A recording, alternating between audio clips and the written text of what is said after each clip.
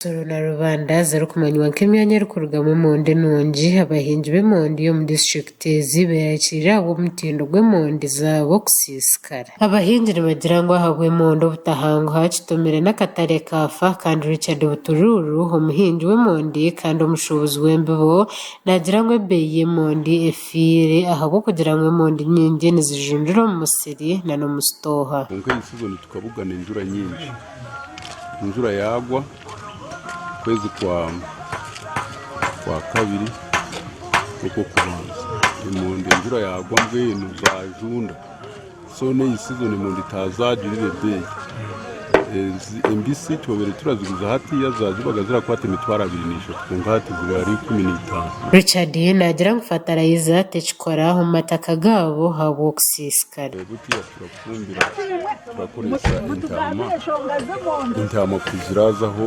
waheza ukahinga niho emondi zirera. Konka fatarayiza tecyakora uratemo fatarayiza waza kushara umusaruro hatwire haraje umushana kuba rukirimo emondi n'imvura yawe ati zatana kuzamo kantu ko kujunda ngo kantu ko kujunda wabo hingira ahantu gwene nk'ekibira cyakimeze nk'imyaka 2 batarakihinga kirakizire cyakikuzira ngo wahinga ahantu barahinga buri zuba umuntu zate kugira kikujunda gwene twe nk'abahingi akuri kutura tumukugira ngo tubone umusaruro umuhango turakozesa fatariza barite y'amatungo eyentama eyenti abatine ntama nibakoresa fatarayiza rero amataka gabo gafa.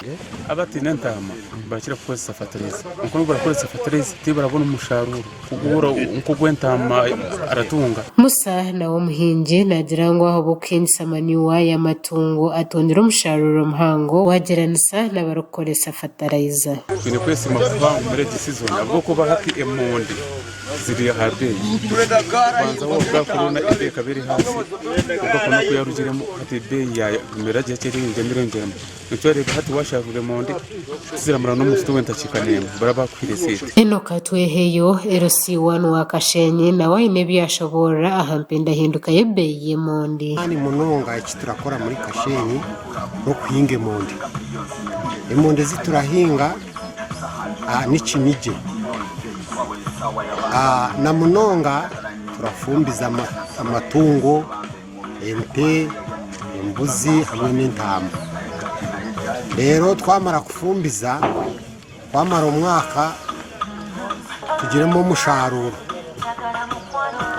ebeyi niragumaga irecanga konka ugu mwaka 2024 ubwo kwezi kwa kashatu no kwa kana twatungiremo akabeyi konka na munonga akabeyi karabamo habwo kugira ngo twatungiremo abanyarwanda. Ubwo nagira ngo kizubuhe kibara kubugana nk'abashobozi n'umushoro muhango hamwe n'entamburambiye emondi eziri kwingo mu nshozi no mu mpanga.